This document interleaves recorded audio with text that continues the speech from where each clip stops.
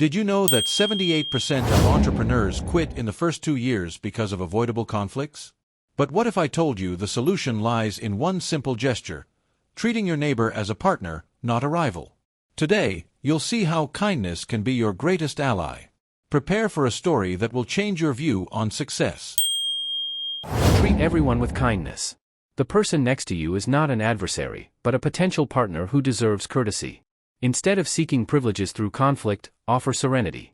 You will find, almost without noticing, the energies of gratitude flowing back to you like a river returning to its source. This is the invisible law that connects hearts and opens doors. What if I told you a young entrepreneur applied this principle amid unfair competition and reaped results beyond imagination? Listen now to the story Apollo will share. It might be the mirror you needed. In a large gray winter city, with an overcast sky and biting cold, Mark, 28, gazed out the window of his small rented office downtown. It was a simple place, yet it overlooked a vibrant and immense city, like a battlefield where everyone fought for their space. There, in that cramped, low-resource environment, he was taking his first steps in a ruthless market, a sustainable product startup. Despite his enthusiasm and vision for a greener world, Mark was facing a harsh reality. His company, which began with a dream to positively impact the environment, seemed to be on the brink of collapse. The competition, an industry giant, used aggressive, relentless tactics. Predatory discounts, social media attacks, and malicious rumors about the quality of his products were just some of the weapons used to destabilize him. They want to swallow me whole, Mark thought, clutching his now cold coffee cup. It was a feeling of despair that seemed to tighten his chest, yet, at the same time, he knew he couldn't abandon his principles. The old merchant who was his mentor, a wise and experienced man from the municipal market, once told him, "Son, the customer remembers how they felt, not what they bought." These words echoed in his mind. He knew he couldn't simply retaliate with the same weapons, because that would not only destroy his image but also bring more harm to his soul. He held an unnegotiable principle that guided him in times of trouble: I will never answer evil with evil. With this in mind, Mark decided to change his strategy, embracing transparency as his ally. He began to personally visit every dissatisfied customer. No longer hiding behind emails or superficial excuses, Mark went to them, heard their criticisms, apologized, and most importantly, offered solutions. He knew the cost of doing what was right might be high, but he was willing to pay it. Some nights of sleep were sacrificed, but he knew he was sowing, and this was more valuable than simple numbers. He was seeking the trust and loyalty of his customers. One of those customers, Martha, had canceled an order due to the rumors circulating about his products. Surprisingly, she showed up at his shop a week later, expecting an argument. Mark greeted her with a smile, with humility and sincerity. "I apologize for the trouble, Martha. I want you to try our newest product at no cost," he said, offering her an eco-friendly cleaning kit, his latest creation in biodegradable packaging. Martha, touched by the gesture, did something unexpected. She shared her experience on social media. This simple action triggered a great positive effect.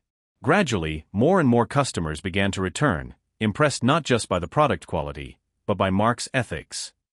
However, the true test of fire came on a rainy day when Richard, a top executive from the competing giant, appeared at his door. With the demeanor of someone in control of the situation, he offered an irresistible deal: close your company, and we'll compensate you. Mark, although tempted by the proposition, took a deep breath and replied, "I'd rather offer you a coffee. Shall we talk?" He knew he was at a crucial point, where the decision he made could change the course of his life and his company. For 2 hours, Mark not only explained the processes he used in his startup, but also offered to listen to Richard's difficulties. He discovered that, despite all its grandeur, the giant was trapped in the chains of an impersonal system, with pressure from shareholders and unrealistic deadlines. The conversation, initially tense, revealed common ground. Mark demonstrated that his philosophy of transparency and integrity could be a viable alternative in the market. Weeks later, Richard returned. "Now, with a different proposal, we want to invest in you. Your ethical and innovative approach is exactly what our market needs." The giant, which had been mired in corruption scandals, was desperately looking for a way to clean up its image. However, Mark wisely imposed a condition: "I want to maintain my independence and my values." With this, they signed a distribution contract, but with an innovative clause: 10% of the profits would be dedicated to social projects focused on environmental education and sustainability. A year passed. Mark's startup not only survived but thrived. His story became a business magazine feature. But what was most impressive wasn't the fact that he had defeated the competition, but how he had turned rivals into allies. Mark knew how to seize an opportunity without losing his essence. He always said, "I treated everyone as partners, not as enemies." Their gratitude came back like a boomerang. He was right, for it was his goodness, the wisdom of patience, and the investment in authentic relationships that made his story a success. At one event, a journalist asked him the secret to his success. He smiled, and the answer was simple: kindness and the courage to follow the right path, even when the whole world is telling you to do the opposite. He knew this philosophy of life came not only from his background as an entrepreneur but from his faith. But as the Bible taught us millennia ago, kindness is not naivete, it is wisdom, Mark reflected. He looked to Titus in chapter 3, verse 2. This verse is part of the Apostle Paul's letter to Titus, one of his closest helpers and collaborators in the ministry. In this passage of Scripture, we are taught to live with meekness and to be respectful to everyone. Mark knew that every small act of goodness, no matter how simple, was a seed that would multiply at the right time. And so Mark continued with his mission, not just as a successful businessman, but as someone who understood the true power of kindness, transparency, and faith in a world that doesn't always make sense. He became a living example of how, even in a competitive and hostile environment, values can and must prevail. Next, let's look at the biblical findings that our Titus has to embody this story of Mark. The story of Mark illustrates an eternal principle: goodness is not weakness, but wisdom. By responding to unfair competition with kindness, he preserved his integrity and discovered a superpower, supported by 3 biblical passages.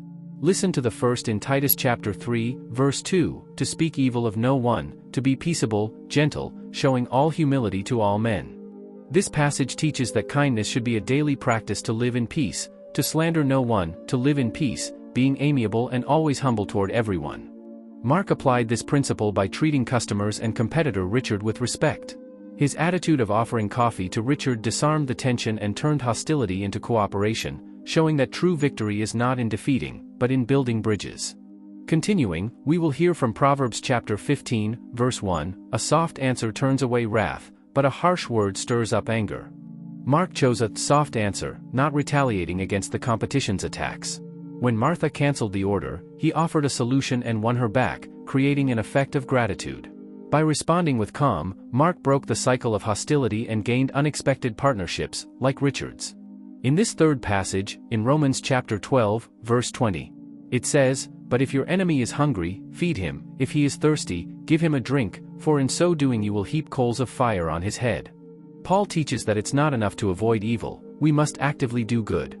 Mark followed this advice by offering a free product to Martha and coffee to Richard. By doing so, he awakened the conscience of both, gaining trust and respect. Goodness is an investment with a guaranteed return in the form of lasting relationships. These passages show that kindness is a superpower. But how do you apply this daily? In the next segment, Apollo invites us to reflect: what if the key to success is not in being the best, but in being better to others? The story of Mark teaches us that true entrepreneurship is not measured only by profits, but by legacies. He could have given up when attacked by the large company or used the same dirty tactics. But he chose a more difficult path: integrity. And that is precisely what made him invincible. Let's look at the beautiful results achieved by Mark in 3 steps, namely: First, Mark understood that customers are not transactions, they are relationships.